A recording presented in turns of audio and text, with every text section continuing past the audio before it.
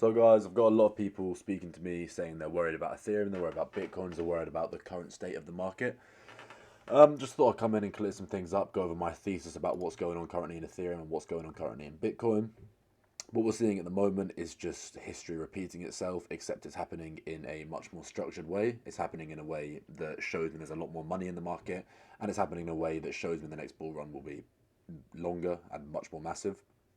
Looking at the leverage charts, you can see on Bitcoin and also on Ethereum, we're making new all-time highs. We're going really, really high on leverage. I do believe this to be short leverage. I believe this is people opening leverage shorts on these markets.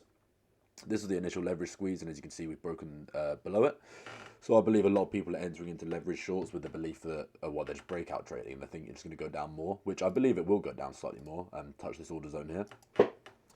I could sit here and draw out a load of TA for you guys, but some of you understand that, some of that don't. I want to give you guys a thesis that all of you can understand, because it is a really simple thesis, understanding what's going on in the markets at the moment. There's two things on this chart that everyone should look at straight away. Back in September, we had a leverage squeeze. This is clear. Drop, massive wick down. And then we came back. We sort of went sideways a little bit for a while, and then came down, had a liquidity grab, consolidated before going upwards. So what we understand from this market is that we made the leverage squeeze, and then we took around about 15 days, about 15 days to make our low before we carried on upwards. So it took us around about 13 days to actually break the low of the leverage squeeze. So this sideways market here lasted for about 13 days, and it caused an upwards movement of around about 80%, which is massive. So as you can see, this is the length from the leverage squeeze to the bottom, and then the movement upwards. And then if we have a look at what's going on at the moment with the current leverage squeeze, we had a leverage squeeze, we had a wick down to the bottom, and what we expect, the time that it took us, the sideways movement was around about 33 days it took us to break the low of the leverage squeeze. If you understand charts, you understand the history repeats itself, especially in the crypto markets. We saw a leverage squeeze, we saw a liquidity grab, we saw consolidation for, how long was this? Saw consolidation for 10 days before we saw upwards movement. What we're going to see at the moment is two things. If this is death for Ethereum, then we'll just continue to see downwards movement. You'll know that it's death for Ethereum because this 50% of this order block is super, super important. This consolidation down here is what caused this whole up move. If we are going to continue going upwards, you have to understand when there's a big move in price, there's always an origin point. The origin point is here. This is, they took out the low of the liquidity grab, which released huge amounts of liquidity, and they bought into the liquidity. The people that made this move happen, they bought in here, and they're going to be buying in again when we return to this zone. That's how order flow works. So I expect that we will come down and tap into this red zone. Drawing out 50% of this zone is a really, really insane entry point. I think if we do start closing below the 50% of this zone, then yes, Ethereum is going to die. I don't think it is going to die, but if we start closing below this blue line, then yes, it is going to look like downside. What I expect to see is maybe 10, 20 days of sideways movement below this leverage squeeze. Coming back down, returning to orders here. In this red box is where I'll be looking to get into leverage trades in Ethereum.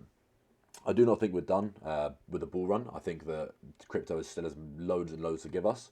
I think that the recent bull run in NFTs has caused a little bit of fear in the Ethereum markets with everything that's been going on as well since, when's this top made? Since the 10th of November we made a top, and we've been going downwards ever since. If you look at this compared to this, these two scenarios are exactly the same. It's just that this has a lot more money. It's taking longer to play out. When something takes longer to play out, when the consolidation phase, see how short this consolidation phase, when the consolidation phase is longer, the end result is larger. So the reason this is so exciting for me on Ethereum is that if we do see the same thing play out that we saw in September, if we see the same thesis play out, then the returns that we're going to be getting are going to be much larger than 70%. We're going to see huge, huge, huge gains on Ethereum, which is what I'm hoping for. So that's my thesis on Ethereum, what I think is going on at the moment. I believe we're coming down to release liquidity by taking out this leverage squeeze. I believe we're going to consolidate and maybe dip down into this box in our consolidation to pick up some more orders. And then I believe we're going to see upwards movement in the markets. I do not believe that we're going to see upwards movement for maybe 10, 20 days, maybe even 25 days. I couldn't exactly tell you, but I do believe we're going to go sideways.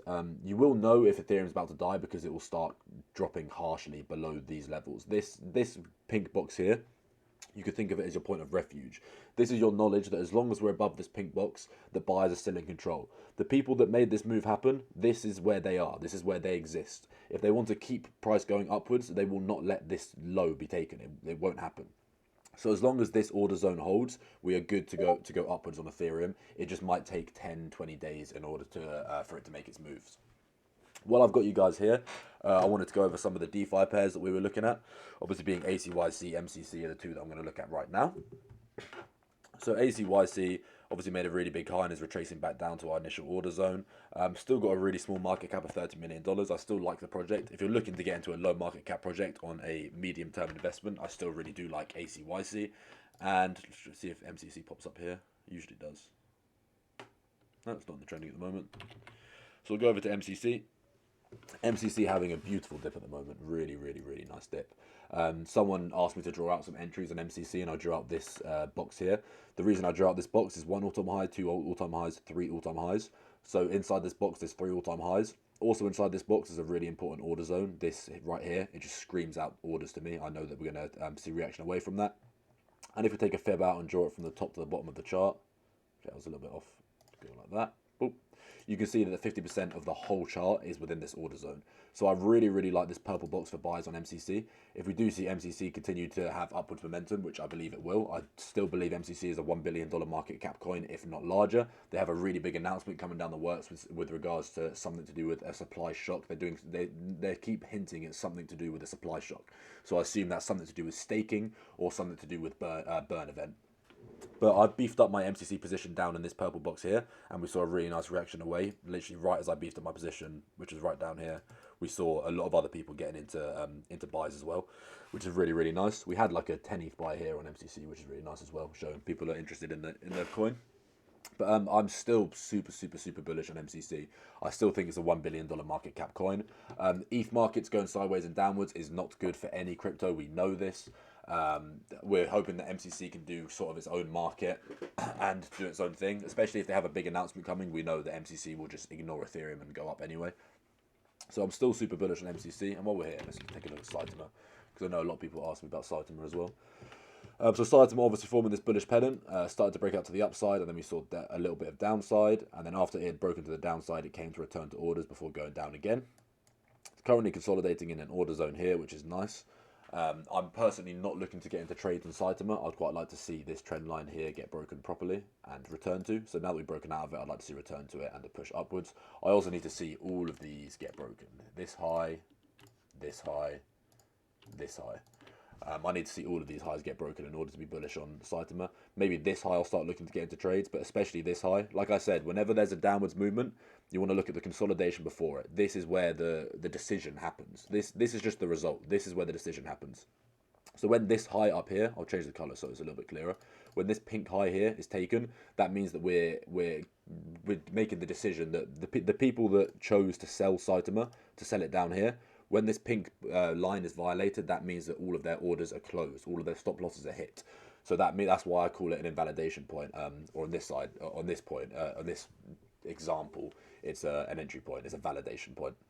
So that's why I'm giving you guys validation and invalidation points on the chart. Just like on Ethereum, this is the point of origin. So an invalidation point would be down here. If we come down to take the bottom of this here, that means that all of these people's orders are now out. They're stopped out of the trade. We don't want that because they're the people that caused this up movement here, and we're hoping they're going to take price up again. So that's my validation point on Saitama. And a little bit of an update on MCC. I hope this clears things up for you guys on what's going on with Ethereum. We are literally seeing right now the exact same thing we saw in September. The exact same thing. That's what is happening right now. If the market starts to go sideways, and that's great, we want to see a nice consolidation. And then once we start to, my validation point, I drew this out a while ago, that is my validation point to know that we're getting into trades in Ethereum. Personally, just because I really like this buy, I'll probably get into a leverage trade down here. But as soon as we take out this high, I'm definitely, what will happen is it will come up, break this high, have a nice little reaction downwards where I'll get into trades, and then we'll go up more. But as soon as we break this high here, that's when we know that we're going to see some very nice movement in Ethereum. But for the meantime, you guys are going to have to sit on your hands, maybe go on to OpenSea, look at some NFTs if you want some gains. MCC is a big announcement coming soon. It's the main thing I'm looking at. And also Hex, I might do a little bit of an update on tomorrow. I'll do another update on Ethereum tomorrow when I've got the webcam and my new mic and everything. But I've got so many people asking me about Ethereum and being scared about it that I felt I owed you guys I had to do you guys a duty of a little bit of an Ethereum update. I might do a Medium article as well on history repeating itself and why this is so cool to see, seeing a leverage squeeze and seeing the exact same pattern play out again, why it's so exciting. But yeah, until then, I'll update you guys tomorrow more, and I hope this video was informative for you guys. Thank you.